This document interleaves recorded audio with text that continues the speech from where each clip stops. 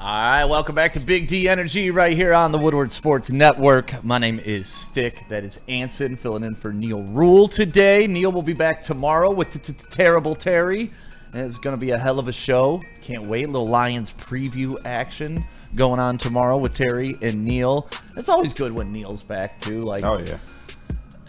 I don't want to make Neil, like, feel old, but he is like I don't want to say father figure, but he's like the cool uncle. Yeah, he's OG, as we call him. Yeah, like the cool uncle around here, and it just keeps things mellow. You know things are going to get done. Old Neil Rule's going to handle it, so... Broad shoulders. Dude, he's built for it. Absolutely built for it. You know who else is built for it? A rookie we didn't discuss yesterday. Spenny, do you want to play that audio first? Sure. All right, let's do that, and then we will discuss the monster. This is DJ Reader talking about Tate Ratledge. Tate, yeah. Just kind of what have you seen from him in his development through camp? Tate's gonna be a good player. Tate, he's a guy who works hard. He's a load when it comes down on doubles, things like that. He's smart, and another one who he's not too down on himself. He's pretty smart. He knows what he's doing. But he's a good player. It's fun going back and forth with him. I try to tell him things that he's doing good in the sets, things that I see, that other D tackles might see. Just try to help him. But it's fun going against him. It's good seeing how physical he's been these last few days, and that's always fun for me. Being an old guy, you can get stagnant sometimes and not want to be as physical, and he makes sure I'm ready every day at work. And that's really kind of the cool part about this team right now and the way it's constructed is you have vets and you have young guys, and like it seems like it's a nice mix. Like it's not an old team, it's not a young team, it's now kind of an established team. And to have a guy like Reader talking about Tate Ratledge and about how he's coming of age, and I think that's somebody we all not only expect to have a good year, the Lions need him to have a good year. Like he almost turned into a non-negotiable, has to come out the blocks as a good, if not great, starter. So to hear that coming out of camp, and I know Terry Foster is going to tell me he's lying. What's he going to say about his teammate? Oh, he sucks. He can't get off the ball. The guy, but no, like usually when pros don't think highly of somebody, they just don't talk about them. Exactly. Right? Because now he put his ass on the line by saying that. He's endorsing another player. And I think as men, whatever Terry Foster wants to try to pitch me on, it's a different world than the bad boy eras when it was all, reporters taking notes. Like this is live video that's going to live forever. Yeah, right? I think that, you hear guys prop up their young teammates, their rookie teammates, but he went a little bit deeper than that, more than just kind of a glancing compliment. He actually talks about breaking down certain plays, certain movements, certain techniques, letting him know what's working and what's not going to work when he sees other teams. So it seems like more than just a few times of matching up and him seeing something good. He realizes that this guy is going to be in there day one, week one, and he's going to be dealing with some of the best pass rushers in the NFL. And he's already getting tips from one of the best pass rushers in the NFL on how to do that. I don't think vets are spending that kind of time on a guy that they think is only going to see a few minutes a game and not be a big part of the starting puzzle. And it's clear Tate Ratledge is a huge piece of the starting puzzle from week one and a major part of what this offense needs to do. What we've been successful doing, Tate Ratledge has to step up for us to continue that success. It's just crazy. We're once again talking about the rookies contributing and guys that like nobody was excited to get. Nobody was like popping bottles. It wasn't a top 10 pick.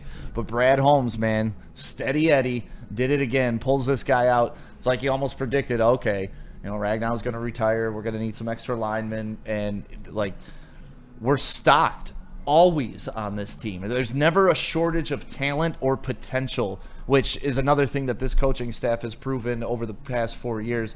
They know how to bring young players along and give them the reps and get their body in shape and help them understand the scheme. And they don't put them in positions that they really can't succeed in. So I love the fact that he's going to slide right into guard.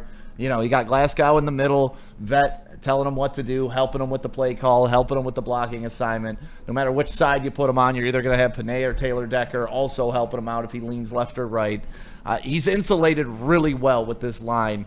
And if his talent is what everybody says it is, the line's not going to miss a beat. Like, people are ranking them 15, 17. I've seen 12. Nobody has them in the top 10 anymore. But if Ratledge can come in and play B-level football, they're right back in the top 10 easy. No doubt. I little bit concerned about this offensive line. I've said it too many times. I think that this offensive line, when the playoffs hit, they'll have gelled by then.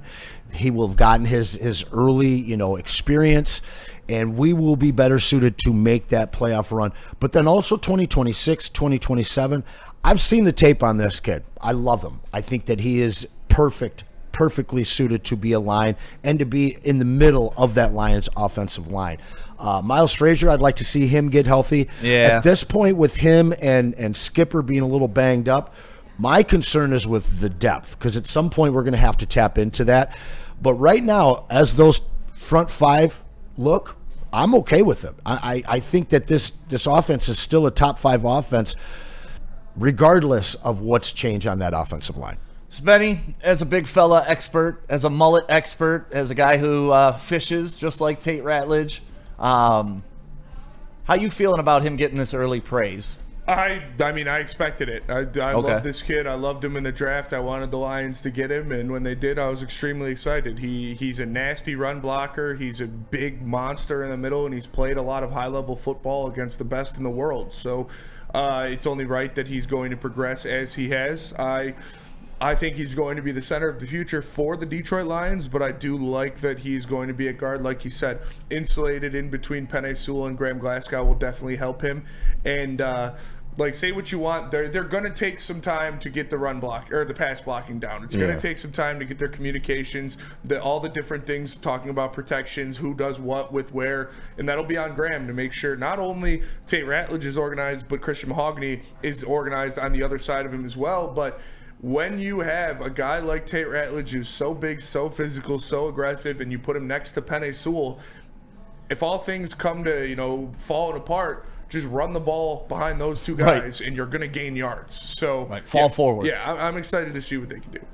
KG, you excited about this? I mean, Spenny said it as good as anyone. I'm really confident, and when you got somebody like DJ Reader saying this about Tate, DJ Reader ain't no slouch, bro. That's what I'm saying, right? This is one of the better defensive tackles in this league, and when he comes out and says stuff like that, I just really feel that kind of gives you a little insight into how good Tate Ratledge already is, but he's a rookie. He is a younger player in this league, but that tells you, hey, I can't come in here and sleep in practice. Like, this young guy, he keeping me on my toes. I know he's going to get after it every practice. It's good to hear those words from a veteran like a DJ Reader, but I had no qualms about this kid. He, by all accounts, everything he did at Georgia, he looks like he's ready for this kind of spotlight. And once again, you said Brad Holmes, he said it last year, I'm not trying to win the headlines in March and April. I'm trying to win the headlines in December and January, and he proves that every time he goes out and drafts.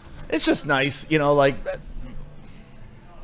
everybody they draft, we don't get stories anymore about a guy showing up late to camp, a guy dicking off at practice, a guy just messing around, a guy not taking his talent serious, a guy not showing up to the weight room. This is always the case for the last 4 years. And I know, this shouldn't be earth-shattering. This is how it's supposed to be.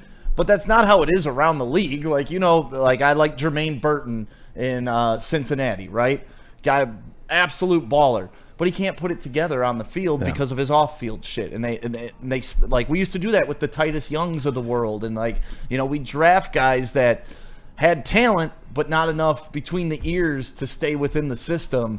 And it's just it's so nice to just be in good hands. Yeah, it really, it's just so comforting. And then there's the guys like Isaiah Buggs that nobody could really understand why he wasn't playing. And then a year later, we find out he has problems. Yeah. Tracy Walker, a guy that people here didn't want to let go of, and now he's suspended as well. Right. There's just none of that in this new Lions culture.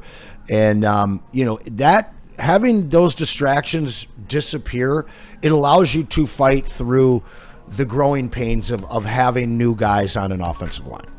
Yeah, I love it. It's just nice to know that we're taken care of. We got insurance with Brad Holmes overseeing everything, and once again, it's like he's a wizard. He oversees it and predicts what's going to happen and insulates us so it doesn't happen again. So you're saying we shouldn't be worried about the edge position, is what you're saying? Oh God, no.